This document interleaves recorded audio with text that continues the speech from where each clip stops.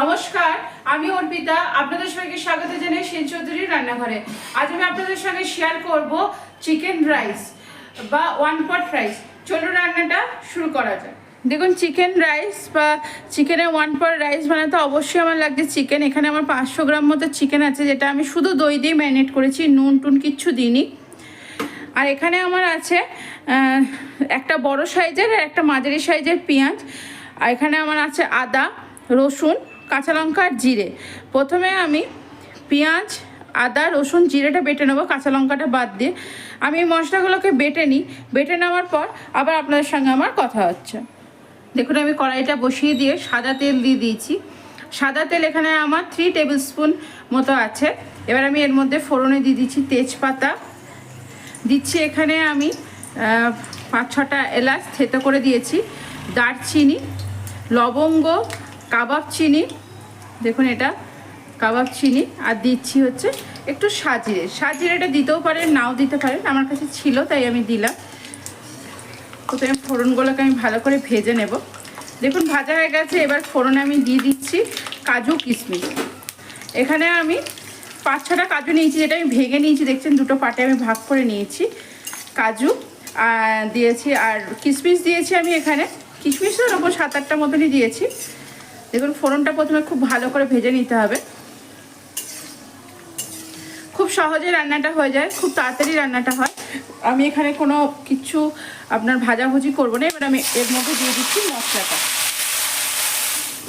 এখানে আমি আদা, পেঁয়াজ, রসুন, জিরে যে মশলাটা বেটে রেখেছিলাম সেই মশলাটা দিয়ে দিলাম। এবার এই মশলাটাকে একটু কষাবো ভালো করে।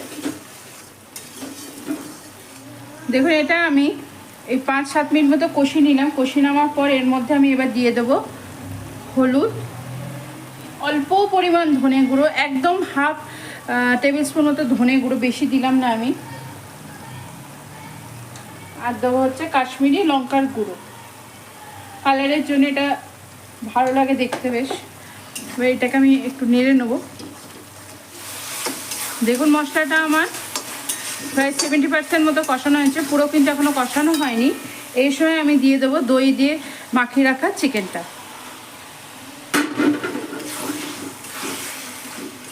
দই দিয়ে মাখিয়ে রাখা চিকেনটাকে দিয়ে ভালো করে এবার কষিয়ে নেবো আরও বেশ কিছুক্ষণ। দেখুন মাংসটা দিয়ে আমি একটুখানি কষিয়ে নিলাম। এবার আমি দিয়ে দিচ্ছি এর মধ্যে পরিমাণ মতো নুন। নুনের পরিমাণটা কিন্তু মাংস অনুযায়ী দেবেন, মশলাতেও কিন্তু নুন নেই, সেটাও দিতে হবে। এর মধ্যে এবার চালও পড়বে, চাল আলু সব। একটু বেশি করেই নুনটা দিলাম, কিন্তু খুব বেশিও যে নুন দেবেন তা না, কারণ রাইসে নুন ছড়া হয়ে গেলেও কিন্তু ভালো লাগবে না। যেহেতু এখানে রাইসটা পড়বে সেজন্যই আমি একটু নুনের ভাগটা একটু বেশি দিলাম। লাস্টে আমি চেক করে আবার যদি লাগে দেব। আর নুন কম থাকলে দেওয়া যায়, বেশি থাকলে কিন্তু একটুখানি সমস্যাই হয়।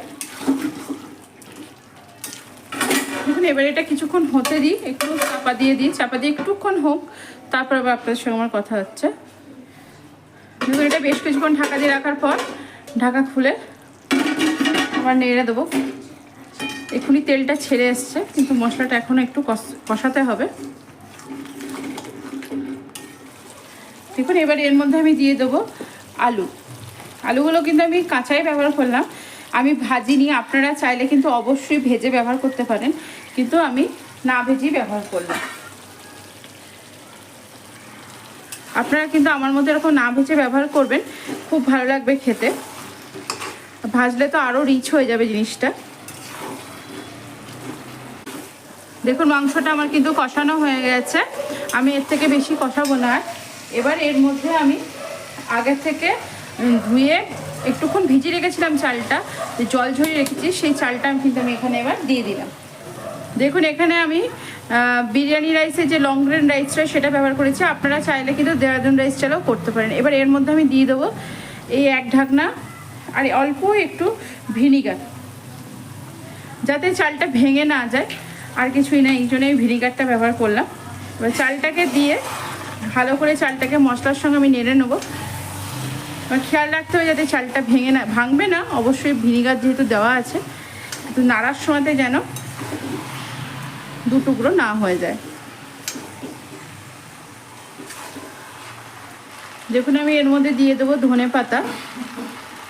চাল কিন্তু বেশিক্ষণ জলে ভিজিয়ে রাখে তারপরে জল ঝরাবেন না, এই 10 মিনিট মতো জলে একটু ভিজিয়ে রেখে তারপরে জলটা ঝরিয়ে নেবে, তাহলে চাল বেশি নরমও হবে না অথচ ভিজেও যাবে। দেখুন চালটাও আমি মাংসের সঙ্গে খুব সুন্দর করে মিশিয়ে নিয়েছি। এবার আমার যতটা পরিমাণ চাল তার ডবল পরিমাণ আমি জল দিচ্ছি।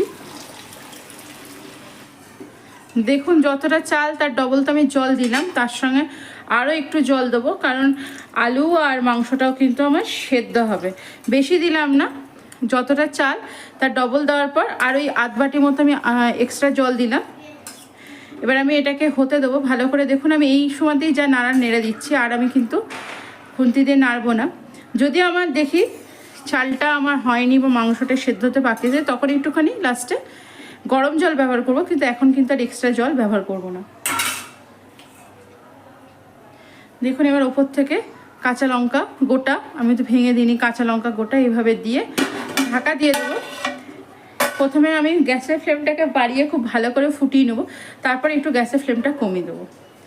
আমার রাইসটা আর চিকেনটা সেদ্ধ হোক, তারপর আবার আপনাদের সঙ্গে আমার কথা হচ্ছে। দেখুন ঢাকনাটা মাঝখানে আমি খুলে দেখেছিলাম, দেখলাম জল লাগবে না, আমি এইভাবে উল্টে দিয়েছি, কারণ এটা এইভাবে দিলে এইভাবে রাখলে এটা চালগুলো ভেঙে যাওয়ার ভয় ছিল, সেজন্য আমি এটা এইভাবে দিয়ে দিয়েছিলাম।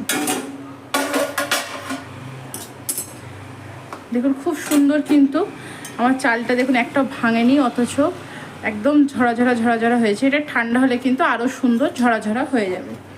এবার আমি নামাবার সময় দিয়ে দেবো হচ্ছে ঘি। দেখুন ঘিটা দিয়ে একটু উপর নিচ করে দেবো, খুব হালকা হাতে করবেন যেন ভেঙে না যায়। দেখুন বলতে বলতে আমার আলু একটা কিন্তু ভেঙে গেছে, এতটাই সুন্দর এটা ঝরঝরা হয়, খেতে কিন্তু খুব সুন্দর হয়। এটা উপর নিচ করে ঘিটাকে আমি খুব ভালো করে মাখিয়ে দিলাম চালের মধ্যে। দেখতেই পাচ্ছেন একদম ঝরঝরা হয়েছে।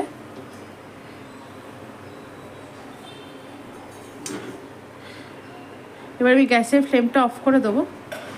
অফ করে দিয়ে আপনাদেরকে একটু পরিবেশন করে দেখাই এটা কতটা সুন্দর। আর দেখুন একদম ঝরা, একদম গরম, কিন্তু আমি কিন্তু এখনও একটু টাইমও একে দিইনি, মানে রাখিনি। এটা যদি রাখেন একটুক্ষণ, মানে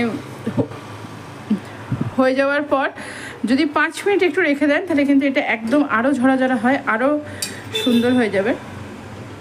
দেখুন সবসময় তো বিরিয়ানি বানানো সম্ভব হয় না, হয়েও ওঠে না সবসময় বিরিয়ানি বানানো, তো কখনো এইভাবে যে চিকেন রাইস বানিয়ে খান, ভীষণ সুন্দর খেতে লাগবে আর ভীষণই টেস্টি হয় খাবারটা। আমি আপনাদেরকে একটা স্পুনে দেখাচ্ছি। দেখুন একটা চালও কিন্তু আমার ভাঙেনি, প্রত্যেকটা চাল আমার গোটা আছে।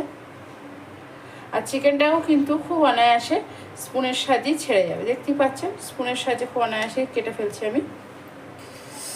এই দেখুন পুরো চিকেনটাও কিন্তু খুব সুন্দর স্টিম হয়েছে।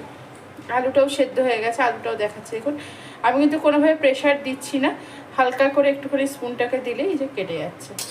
আর এর সঙ্গে আর কিছুই লাগে না, একটু দই হলেই চলে। রায়তাও কিন্তু এর সঙ্গে খুব একটা ভালো লাগে না খেতে, একটুখানি দই বাস এটুকুই ভালো লাগে, আর একটু হালকা স্যালাড। আজ আমি আপনাদের সঙ্গে শেয়ার করলাম চিকেন রাইস বা 1 পট রাইস। এটা করতে কিন্তু একদমই ঝামেলা নেই, ঝটপট হয়ে যায়, ঘরে সব কিছুই আমাদের থাকে। আশা করি আমার ভিডিওটি আপনাদের ভালো লেগেছে। যদি আমার ভিডিওটি আপনাদের ভালো লেগে থাকে অবশ্যই লাইক শেয়ার কমেন্টস করতে ভুলবেন না। চ্যানেলটিকে অবশ্যই করে সাবস্ক্রাইব করবেন, চ্যানেলটিকে সাবস্ক্রাইব করার পাশে থাকবেন। আজ এখানেই, ভালো থাকবেন, সুস্থ থাকবেন, আনন্দে থাকবেন, অনেক সুখে থাকবেন।